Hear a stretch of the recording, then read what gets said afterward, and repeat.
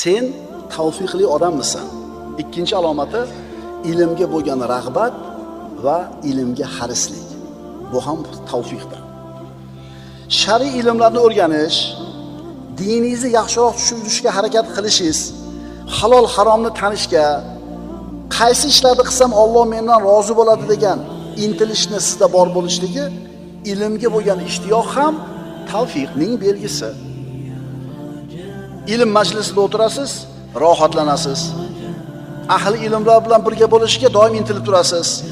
Ilmni ko'paytirishga bo'lgan rag'batingiz bor. Bu ham tavfiqi bor odamda bo'ladi, hammada emas. Ilmdan qochmaysan, ilm majlislaridan bezimaysan. Payg'ambarimiz sollallohu alayhi vasallam aytadilar: "Man yuridillahu bihi khayron yufaqihu fid-din." Payg'ambarimiz aytayaptilarki, Alloh kimga yaxshilikni ravo ko'rgan bo'lsa, uni dinda faqih qilib qo'yadi. Diniy ilmlarda, shar'iy ilmlarda berganligi tavfiqni bitta alomati. Endi ilm majlisida o'tirishni xohlamaysizmi?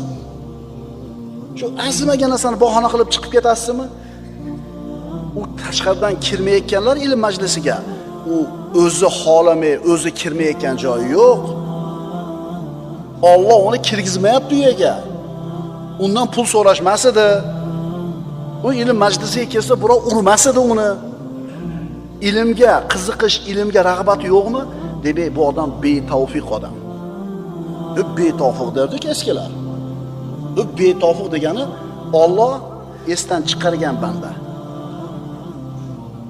Alloh esdan chiqargan banda. Allohning ishi yo'q u bilan, o'zini holiga tashab qo'ygan banda. Bu banda halok bo'lishda shubha yo'q. Ikki dunyoda ham.